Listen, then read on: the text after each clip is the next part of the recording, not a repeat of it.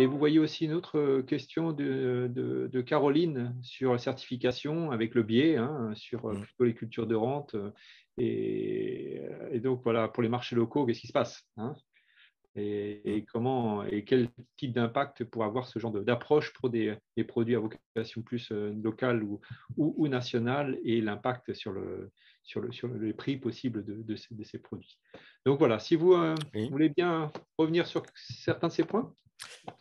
Alors, si on prend la question de Caroline Brou sur les certifications, c'est vrai que c'est beaucoup plus facile pour les produits d'exportation, puisque il n'y a certification que si derrière vous avez des consommateurs prêts à payer plus cher, ou en tout cas au minimum, parce que pour le bois, c'est aussi s'assurer des parts de marché sur des marchés comme le marché de l'Union européenne, qui éventuellement sont des marchés exigeants.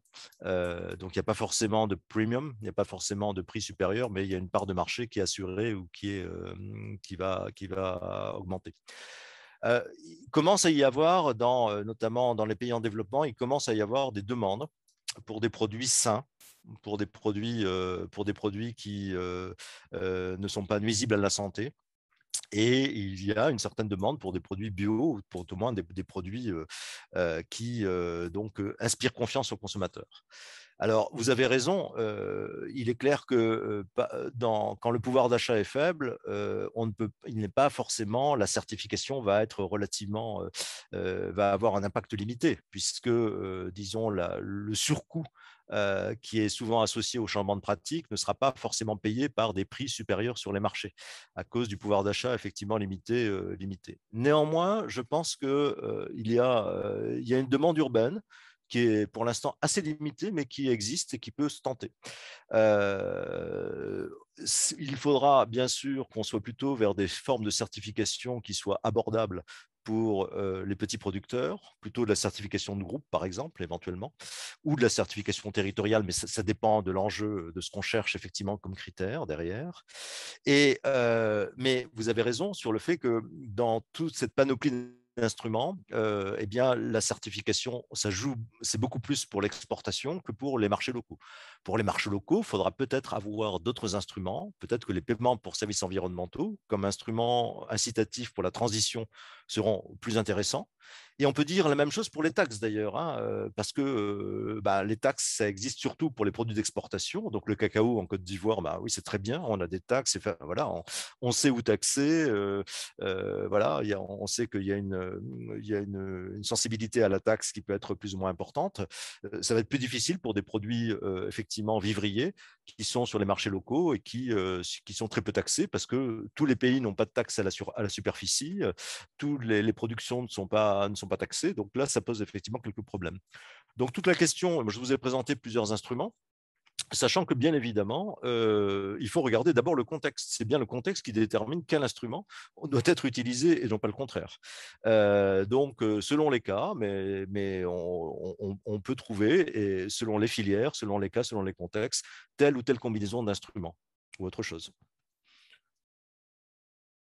And also there is a question about experience Il y a une question sur l'expérience en Afrique en ce qui concerne les PSE. PSE, il y a de l'expérience au Kenya, Afrique du Sud, Ouganda.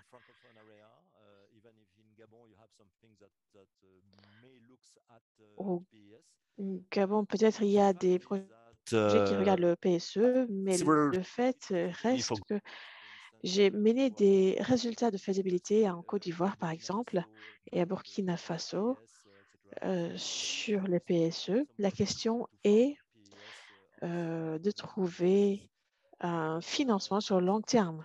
Par exemple, en Côte d'Ivoire, ils ont créé, après mon étude, un fonds pour financer les PSE, pour développer les PSE, mais ils n'ont pas pris en compte ma suggestion d'inclure des impôts particuliers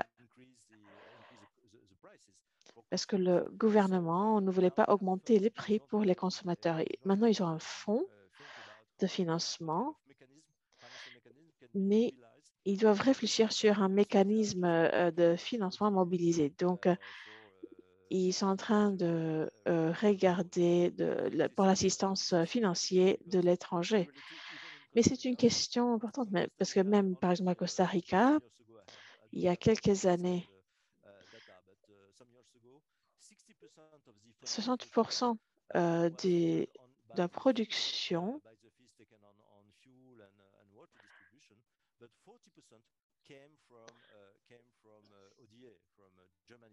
venait du côté local, mais 40% venait de l'Allemagne. Donc, ce sera une bonne opportunité peut-être pour les pays de décider, par exemple, sur le financement. Donc, par exemple, entre 10 et 20% de financement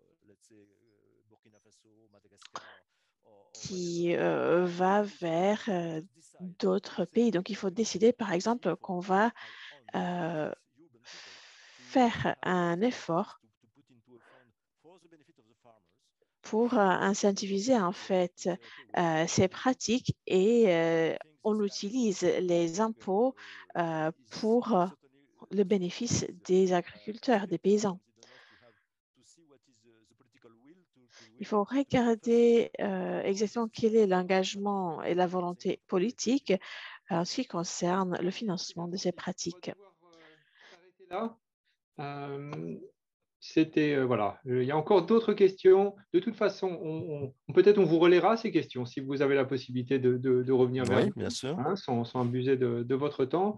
Et c'est clair que la discussion que vous avez portée ce matin est une discussion qui devra être poursuivie aussi, hein, parce que voilà, ça remet certainement la place des autorités publiques, hein, la gouvernance publique des certifications privées. C'est un sujet qui me paraît assez intéressant. Ces questions de bonus-malus qu'on a l'habitude dans notre vie privée. Oui. Voilà. Bien sûr aussi, résonance intéressante, la politique fiscale, hein, au service de la transition et la responsabilité des consommateurs, puisque consommateurs européens, mais aussi consommateurs des pays dont on parle, qui peuvent aussi, en milieu urbain, voilà, être partie de l'accompagnement de cette transition. Voilà, et donc peut-être un dernier point que je vois de collègues sur les questions sur les indicateurs. Vous parlez justement de la possibilité pour les bailleurs de fonds d'intervenir par l'appui budgétaire. Et donc voilà, l'appui budgétaire chez nous, en tout cas, est très lié à l'atteinte de résultats, hein, des approches sur base de résultats, donc d'indicateurs spécifiques. Donc voilà, la question, quels indicateurs les plus appropriés pour peut-être éviter certains biais que vous commenciez à mentionner sur cet empilement de certifications. Alors, c'est un empilement pour une seule certification, un empilement de services écosystémiques qui sont tous vendus sur des marchés différents. C'est bien la question du stacking, effectivement, de l'empilement. Non, je pense que tout dépend effectivement, les autorités publiques peuvent décider des certifications qu'elles utilisent. Elles peuvent en utiliser une seule ou plusieurs. Et elles peuvent décider également disons, de demander à ces certifications, dès lors qu'elles accordent des avantages, d'évoluer dans un certain sens. Question de Guy Ford sur les indications géographiques. A priori, les indications géographiques, c'est simplement, ça n'a pas, celle qui existe aujourd'hui n'inclut pas de principe agroécologique. Mais rien n'empêche qu'effectivement, qu'il y ait une évolution de ces indications géographiques. Ça existe déjà hein, sur les territoires zéro déforestation.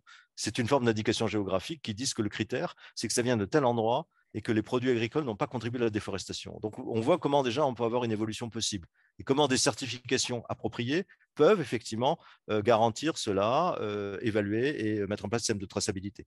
Donc, au fond, dans cette question de la gouvernance par le public des instruments privés, eh bien, je pense que l'avantage, c'est que c'est toute cette innovation des certifications privées qui sont quelque part en concurrence et qui proposent, qui ont chacune leur particularité. Fairtrade, c'est plus sur le social. Rainforest RSPO, c'est plus sur la zéro déforestation, etc., etc. Mais on peut justement les faire évoluer, c'est-à-dire qu'il y a une possibilité d'être demandeur en disant, ben voilà, si les produits certifiés auront tel avantage, et pour avoir cet avantage, il faut avoir tel type de certification, mais nous allons suivre dans le temps les certifications, ce type de certification. La Suisse vient de le faire. Hein. La Suisse, par exemple, sur l'huile de palme indonésienne, a décidé d'abaisser jusqu'à 40% le tarif douanier pour les produits d'huile de palme indonésiens certifiés zéro déforestation, enfin certifiés RSPO, qui est une des labels, plus de autres certifications. Avec, dans la déclaration des Suisses, en disant on va suivre ce qui se passe, c'est-à-dire on va regarder comment au fil du temps ces certifications répondent aux critères que l'on veut avoir, c'est-à-dire qu'on donne la possibilité d'en retirer une éventuellement. Et je trouve que c'est intéressant. Merci beaucoup.